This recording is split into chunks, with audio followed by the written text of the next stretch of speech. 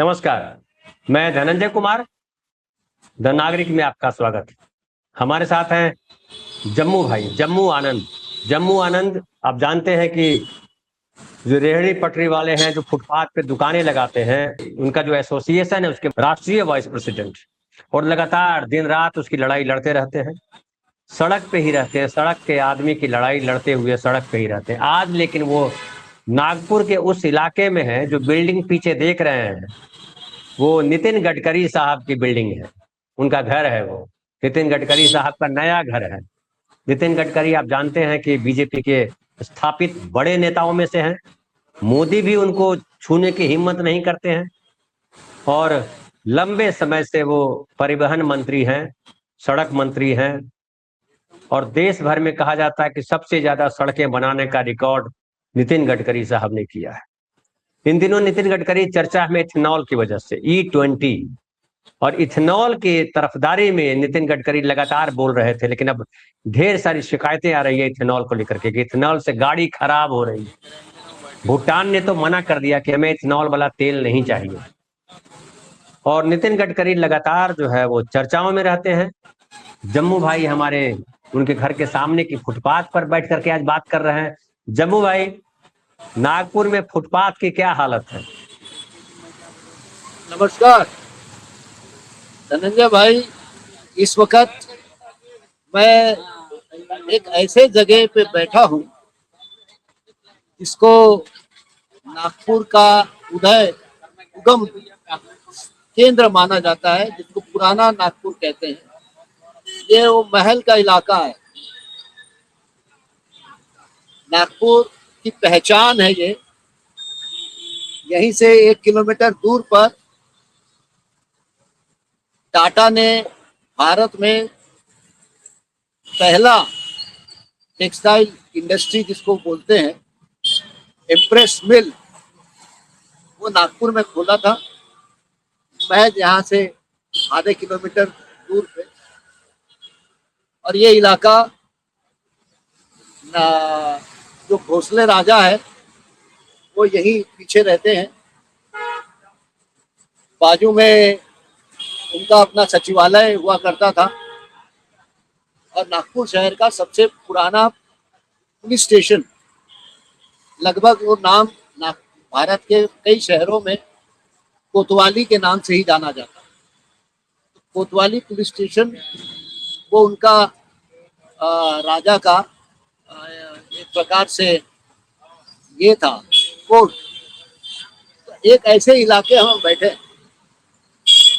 ये शहर का वो इलाका भी है जो बुनियादी तौर पर आम लोगों का इलाका है, मेहनतकश लोगों के इलाका, रोजमर्रा के जिंदगी की जद्दोजहद करके जो लोग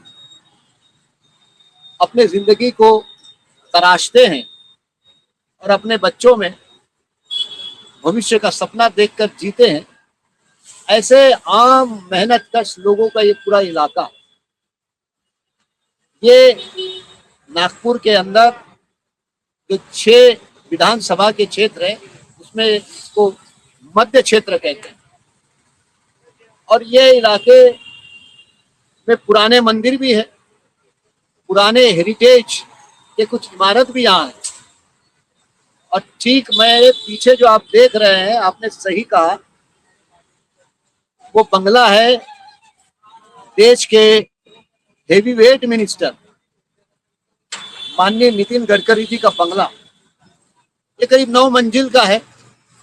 एक जमाने में उनका पुराना एक वाड़ा समान यहाँ होता था, बहुत सारे दुकान उकान आजू बाजू में थे। लेकिन जैसे जैसे उनकी तरक्की होते गई, राजनीति में भी, सरकार में भी, और आर्थिक संपन्नता जैसे जैसे बढ़ते चले गई, वैसे वैसे आजू बाजू का सब उन्होंने धीरे धीरे खरीद लिया। और आज जंगी टोल 9 मंजिला बहुत बड़ा एक इमारत उनकी बन गई है। करीब महीने भर पहले उन्होंने उसका घर प्रवेश किया। लेकिन यहाँ बैठ के आपके चैनल में बात करने का जो मेरा मकसद है वो ये है कि एक मंत्री महोदय की जंगी टोल बिल्डिंग किस तरीके से इस पूरे इलाके के आम आदमी के ऊपर असर डाल दिया है। और इसको बनने में करीब करीब 5-6 साल लग गए। और जैसे जैसे इस बिल्डिंग की ईंट दर ईंट बढ़ते चले गई, वैसे वैसे इस पूरे इलाके के आम आदमी के ऊपर प्रहार वैसे ही बढ़ते चले गया।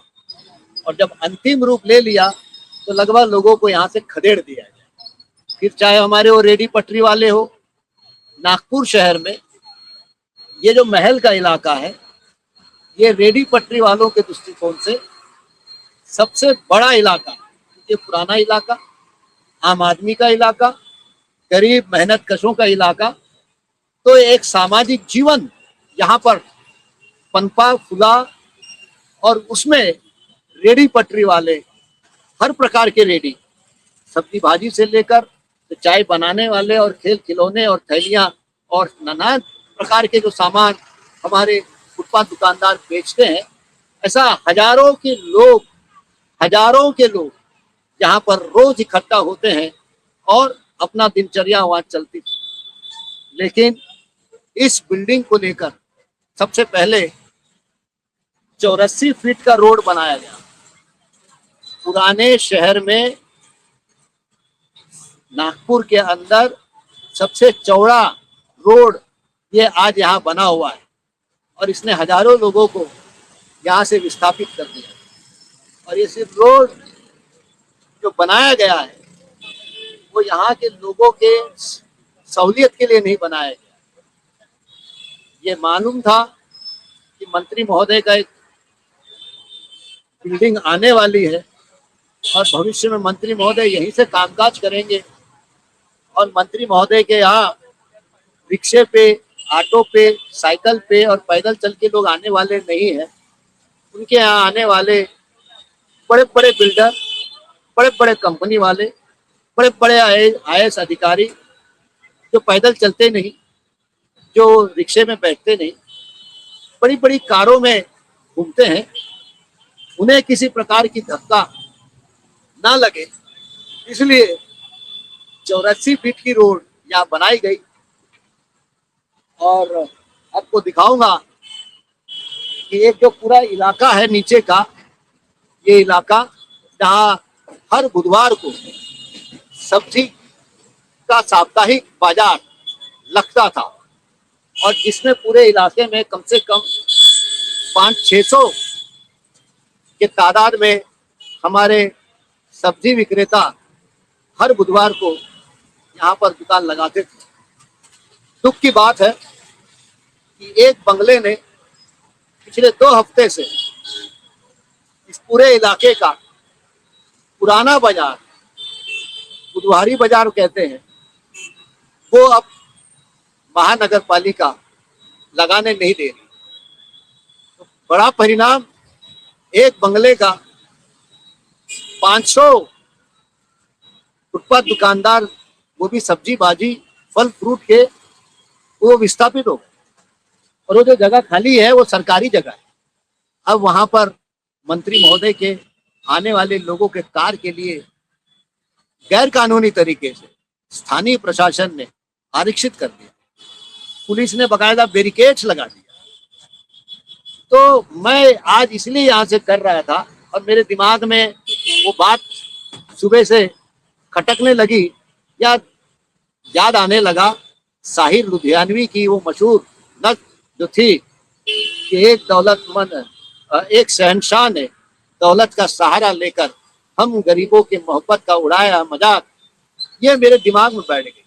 मैंने सोच लिया था धनंजय भाई, आज जब हम कर रहे हैं दूसरा शो का रिकॉर्डिंग, तो आधुनिक जो शहंशाह है, लोकशाही और लोकतंत्र और चुनाव के माध्यम से निकले हुए जनप्रतिनिधि अब आधुनिक शहंशाह है। एक शहंशाह ने बनाकर 9 मंजिल की इमारत इस पूरे महल के इलाकों के आम आदमी की जिंदगी और जीने का जो सहारा है उसने छीन लिया है। ऑटो वाले, अब कोई ऑटो वाले यहाँ रुक नहीं सकता, कोई रिक्शे वाले खड़े हो नहीं सकते, कोई रेडी पटरी वाले अब दुकान लगा नहीं सकते।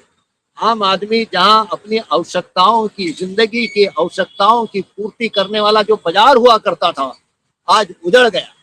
अब न जाने इसका परिणाम, क्योंकि रेडी पटरी वाले जो सामान बेचते हैं वो कोई ब्रांडेड कंपनी में बने हुए सामान नहीं बेचते, वो घरों के अंदर, जिसको अपन गृह उद्योग कहते हैं, उसमें बने हुए खिलौने हो या कपड़े हो या बिंदिया हो या टिकिया हो, या फिर जो किसान अपने खेतों में सब्जी उगाता है वही सामान वो बेचता है। लेकिन आज ये सब उजड़ गया, और इसलिए एक तरफ एक व्यक्ति जो जनप्रतिनिधि है, और लोकतंत्र में ये बताया गया है कि जनप्रतिनिधि को इतना शालीन होना चाहिए, उनकी वजह से आम नागरिक को कोई तकलीफ नहीं होनी चाहिए। इसलिए हम अक्सर देखते हैं कि जब मंत्री लोग सड़क पे निकलते हैं तो जाम कर देते हैं, आधा आधा घंटा लोगों को रुकना पड़ता है। संवेदनशील मंत्री बाद में माफी मांगता है कि मेरे वजह से आप नागरिकों को बहुत तकलीफ सहना पड़ा, परेशानी सहनी पड़ी।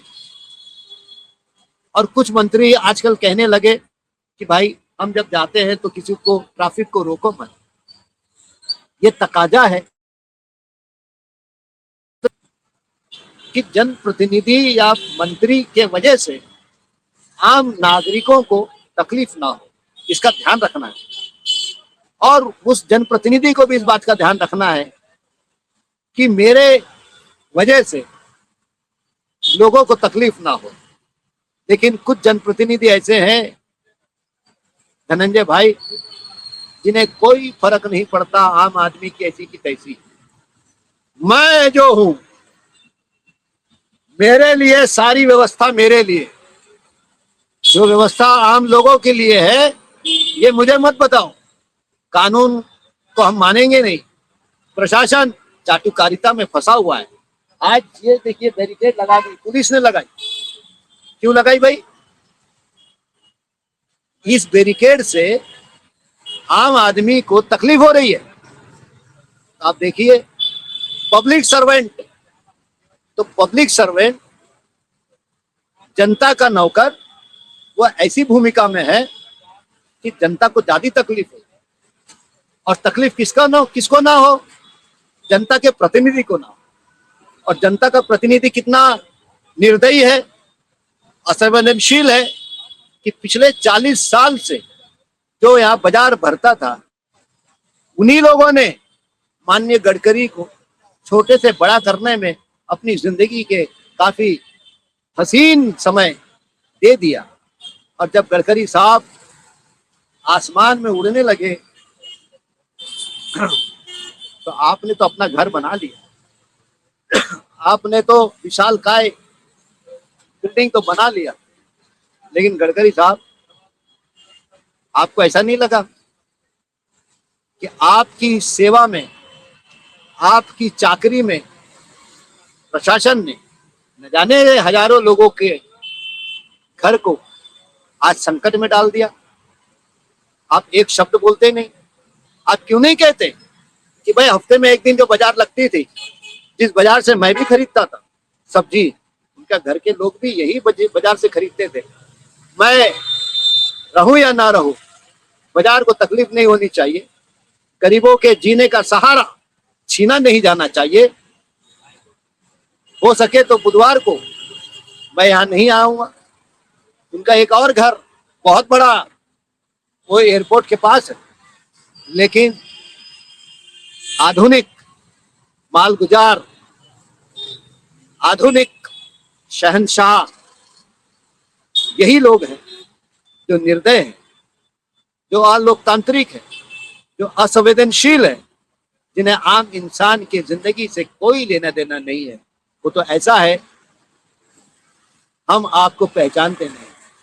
इसलिए मैंने आज तय किया था कि मैं अपने दफ्तर से करने के बजाय सीधा सड़क में आऊंगा और एक बिल्डिंग किस तरीके से समाज जीवन को नष्ट करता है, किस तरीके से हजारों लोगों के सपनों को चूर करता है, किस तरीके से अर्थव्यवस्था में लोगों की जो भागीदारी है उसको खत्म कर देता है और आम आदमी के सामने एक नए जीने का संकट पैदा कर देता है, ये आपके चैनल के माध्यम से मैं आपके दर्शकों के सामने लाना चाहता हूं। शायद इस प्रकार के नए दौलतमंद, नए मालगुजार हर शहर में होंगे। कुछ शहर में छोटे होंगे, कुछ शहर में बड़े होंगे, लेकिन एक नई त्रासदी है हमारे लोकतंत्र में। जनप्रतिनिधि जनता का प्रतिनिधि ना रहकर वो कंपनियों के, बड़े बड़े बिल्डरों के, अरबपतियों के प्रतिनिधि बनकर उनकी हितों की सेवा करते हैं। चाहे नागपुर शहर और देश के अंदर सीमेंट के सड़कें बनाए जा रहे हो, 18 लेन और 16 लेन की सड़कें अनावश्यक बनाए जा रहे हो, इस बाढ़ में, इस बरसात में सब पुलिये गिर रहे हैं, सड़कें गड्ढों में धंस रहे हैं। चाहे सड़कों के अंदर शहरों में कारों की भरमार कर दी जा रही हो और चाहे उन कारों के अंदर कल तक पेट्रोल, अब इथेनॉल जो 2030 तक 20% पे लाना था, 2030 तक 20% को लाना था, लेकिन 2025 में ही 5 साल पहले ही तो 10% का इथेनॉल 30% कर दिया गया और ये भी निर्णय ले लिया गया कि आने वाले दिनों में 85% इथेनॉल का ईंधन हम देंगे और इथेनॉल के जनक पेट्रोल में इथेनॉल को मिलाकर गाड़ियों में डालने, ये सारा सपना किसी और ने नहीं देखा। ये सपना, यही मेरे पीछे जो बिल्डिंग है, उस बिल्डिंग के जो मालक है, जिनका नाम माननीय नितिन गडकरी जी है, जो देश के एक बहुत बड़े कद्दावर मंत्री हैं। जी, मुझे ये पूछना आपसे जम्मू भाई कि जब कितने महीने से यहाँ जो हजारों जो रेहड़ी पटरी वाले थे, वो तो आप बता रहे हैं दशकों से लगा रहे थे बाजार, तो बाजार रोज लगता था या साप्ताहिक बाजार था? नंबर 1। नंबर 2 ये कि अब जो हटा दिया गया तो उनसे क्या, अब उनके वैकल्पिक व्यवस्था क्या की गई? कुछ की गई, नहीं की गई? आपने बहुत सही सवाल खड़ा किया है। रेडी पटरी वाले 2 प्रकार के होते हैं। एक वो जो रोज सड़क के किनारे अपने माल बेचते हैं, और दूसरे होते हैं खास करके सब्जी और बेचने वाले जो साप्ताहिक होते हैं। इस पूरे इलाके में हर रोज के रेडी वाले हजारों में रहते थे और ठीक इस बंगले के नीचे जो खुली जगह है और आजू बाजू में बुधवार को साप्ताहिक सब्जी का बाजार लगता था। जहां तक हर रोज के रेडी पटरी वाले हैं, उन पे रोज पिछले 3 साल से उनको खदेड़ने का काम चलता है। ट्रक के ट्रक माल जब्त होते हैं, धक्का बुक्की होती है, कुछ घंटे लगा लेते हैं, फिर कारपोरेशन की ट्रक आ जाती है। तो जो 365 दिन वाले हैं, वो तो पिछले 2 वर्षों से इस अन्याय को झेल रहे हैं। आज वो लगभग खदेड़े गए हैं और उनका इतिहास तो करीब 80 साल का है, क्योंकि ये पुराना शहर है। नागपुर शहर वैसे भी 300 साल पुराना शहर है। और ये जो साप्ताहिक बाजार जिसको मैंने बोला, ये करीब 40 साल पुराना है, जो हर बुधवार को लगता था। ये अब जो है इसको भी हटा दिया गया है खाली जगह है। जब मंत्री महोदय आते हैं तो उनके साथ ताफा आता है तो सब खड़ा हो जाता है फुकट, वो कोई पार्किंग की जगह नहीं है। अब आपने दूसरा सवाल खड़ा किया कि कोई पर्याय व्यवस्था। गडकरी साहब ने कहा है कि पर्याय व्यवस्था की बात करना मत। उन्होंने पूरे देश के बेरोजगारों को एक मंत्र दिया है। वो मंत्र ये दिया है, नौकरी मांगने वाले नहीं, नौकरी देने वाले बनो। उनका मंत्र क्या है? नौकरी मांगने वाले नहीं, नौकरी देने वाले बनो। तो मैं वही जानना चाहता हूं माननीय मंत्री महोदय से, ये हमारे जो रेडी पटरी वाले हैं, ये कोई सरकारी नौकरी नहीं मांगे हुए थे, ये खुद धंधा करते थे और कम से कम एक रेडी पटरी वाला या दो के पीछे एक रेडी पटरी वाला एक को काम भी देता था। और रेडी पटरी के वजह से जो हमारी चेन इकोनॉमी है, क्योंकि जो सामान वो बेचता है वो कोई कॉटेज इंडस्ट्री में बनता है, वो सामान यहाँ लाने वाला जो छोटा टेम्पो होता है उसको रोजगार मिलता है। जो किसान गांव में सब्जी उगाता है, किसान तो नहीं लाता, तो गांव का एक बेरोजगार नौजवान जो टेम्पो चलाता है, उसमें वो माल आता है शहर में, वो मंडी में जाता है, फिर वो माल उतारने और चढ़ाने के लिए एक मजदूर लगता है।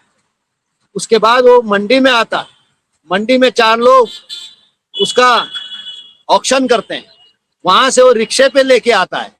एक चेन इकोनॉमी हमारे एक अंदाज हम लोगों ने लगाए थे देश भर में, तो एक रेडी पटरी वाले के वजह से 7 से 8 रोजगार अतिरिक्त निर्माण होता है।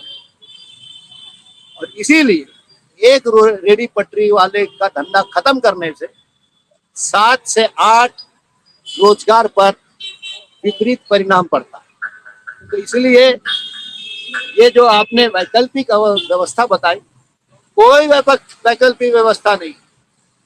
आपको वैकल्पिक व्यवस्था आप खुद ढूंढिए, मिल गया तो ठीक है, नहीं तो फिर भजन करिए।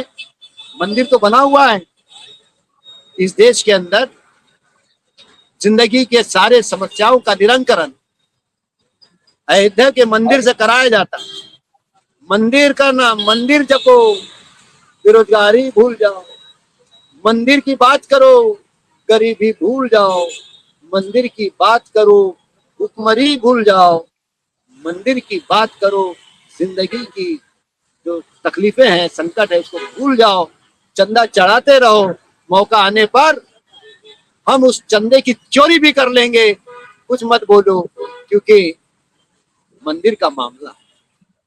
जी, एक और सवाल जम्मू भाई, क्या नितिन गडकरी जिसे आप लोगों ने, आप नेता हैं, राष्ट्रीय उपाध्यक्ष हैं, तो नितिन गडकरी से मिल करके कहा कि भाई आपके पास तो इतनी बड़ी इमारत है, गरीबों को भी रहने दीजिए, 1 सप्ताह में 1 दिन लगाते हैं, क्या दिक्कत है?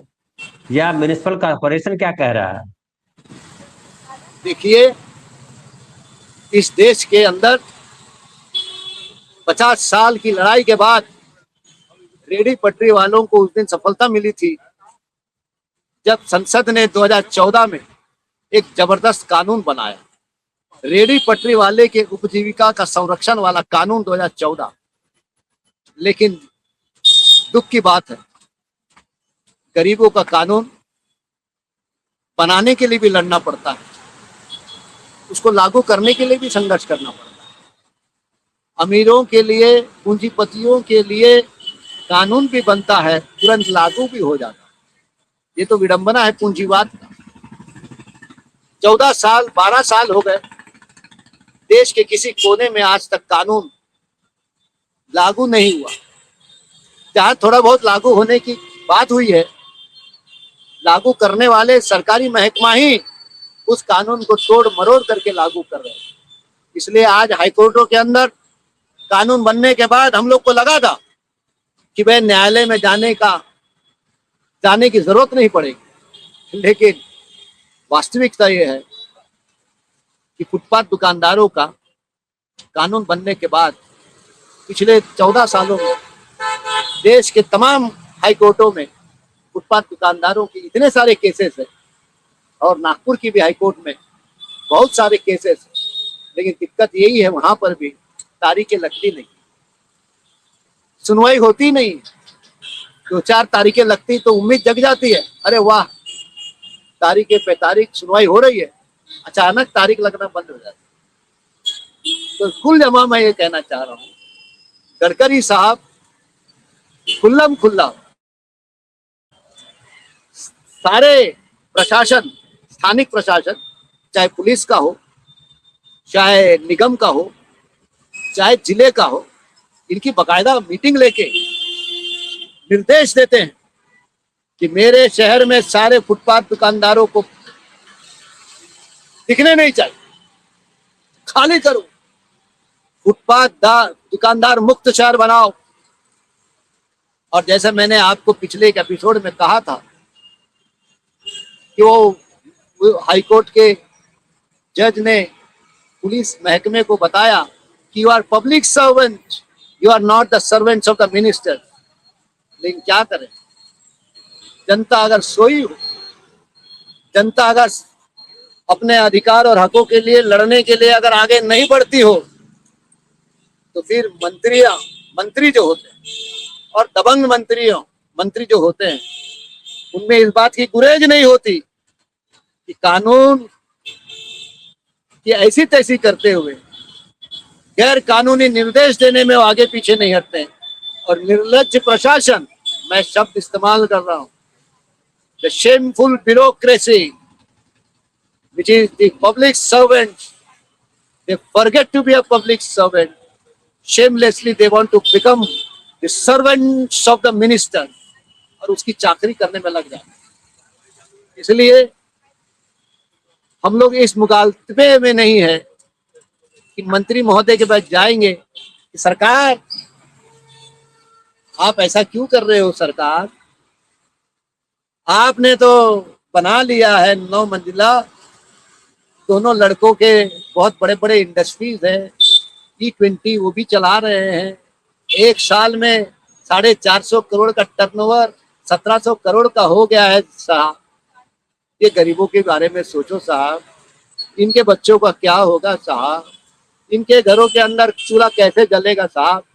इतना बोले और दौलतमंद जो है ना, दौलत शहनशाह का दिल पिघल जाएगा और कहेगा अरे ये तो मैंने सोचा ही नहीं था। बच्चों लोग, आज मैं आदेश देता हूँ, सारे लोगों की रेडी पटरी लगवा देता हूँ, तो हम इस मुगालते में नहीं, इसलिए उनके पास जाने का कोई सवाल ही नहीं। बीच बीच में हम संघर्ष करके उन तक खबर पहुंच जाती है कि लोग लड़ रहे हैं, और इसलिए मैं यहाँ पर कई मीटिंगें लेता हूँ और यहाँ के लोगों का आह्वान करता हूँ। मैं यहाँ 6 साल से घूम रहा था, लेकिन लोग, एक जो एमएलए है प्रवीण दटके साहब, जो भूतपूर्व महापौर, भूतपूर्व बीजेपी के शहर अध्यक्ष, आज पहली बार चुन के आए, वो इसी इलाके में रहते हैं। तो रेडी पटरी वाले जो थे, जो हिंदू भाई थे, वो कहते थे दटके साहेब आमचे आहेत सगळं पाहणार आहे। तेव्हा देखते देखते दटके साहब महापौर, बीजेपी के अध्यक्ष और आमदार बन गए, और रेडी पटरी वाले उजड़ गए। इसी चौक पे एक पुराना मंदिर है, कल्याणेश्वर मंदिर था पुराना। अब दटके साहब ने उसको तीर्थ स्थल जहां कोई बाहर से नहीं आता, शहर के अंदर के मंदिर है, अब उस तीर्थ स्थल उसको बनवा दिया गया। और महाराष्ट्र सरकार ने 1 महीने पहले उसके विकास के लिए 450 करोड़ रुपए मंजूर कर दिए। तो ये आलम है, मंदिर, हिंदू मुसलमान, बस यही चल रहा है। और इसी माहौल में जीने का संकट गहरा गया है, और इसी माहौल ने संघर्ष पे सबसे ज्यादा आघात किया। अब उम्मीद है लोग उठेंगे, उनकी भूख, उनके घरों के अंदर के बच्चों की भूख उनको लड़ने के लिए मजबूर करेगी, और हम लड़ने के लिए तैयार है। लड़ाई होगी, निजाम बदलेगा, इस पे हमारा यकीन है। जी जम्मू भाई, बिल्कुल निजाम तो बदलता ही रहता है। जब हर चीज परिवर्तनशील है तो निजाम क्यों अस्थायी रहेगा। लेकिन एक सबसे जो महत्वपूर्ण है कि लोकतंत्र से लोग जो है वो सड़क पे है और तंत्र जो है वो महलों में है। ये सबसे खतरनाक बात। बहुत बहुत धन्यवाद जम्मू भाई। और आप ऐसे ही हमारे साप्ताहिक कार्यक्रम में आम आदमी जो सड़क पर है उसकी समस्याओं को लाते रहिए। ये प्रोग्राम इसीलिए है। और इस शहर में धनंजय भाई, इस सरमाएदार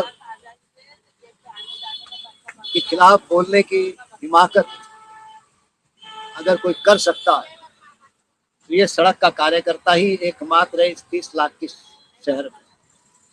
आपको इतिहास बताना भूल गया, यही घर के सामने मैंने आमरण उपोषण किया था। यही घर के सामने एक लकड़ी की बेंच लेके फुटपाथ पे, कभी वो वाक्य बाद में बताऊंगा। सीधा मामला था, जी जी। उस पर कभी और चर्चा करेंगे। वो जो इलाके जो आपने बताए हैं उसका एक वीडियो हमको भेज दीजिए ताकि हम उस वीडियो करता को हूँ बस। एडिट करने में लगा दें, है ना। तो ठीक, जम्मू भाई बहुत बहुत धन्यवाद आपका। आपने अपना समय धन्यवाद। दिया, बड़ी अच्छी बात की। और गडकरी साहब से मैं निवेदन करूंगा कि अगर हमारा वो वीडियो सुने तो रेहड़ी पटरी वालों की जिंदगी के बारे में भी सोचे। बहुत बहुत धन्यवाद, शुक्रिया। आप तमाम लोग जो हमें देख रहे हैं आपका भी आभार। और आप भी अपनी जगह जहां जहां हैं वहां गरीबों के लिए, आम लोगों के लिए, लोकतंत्र के लिए लड़िए, खड़े रहिए। बहुत बहुत धन्यवाद, शुक्रिया।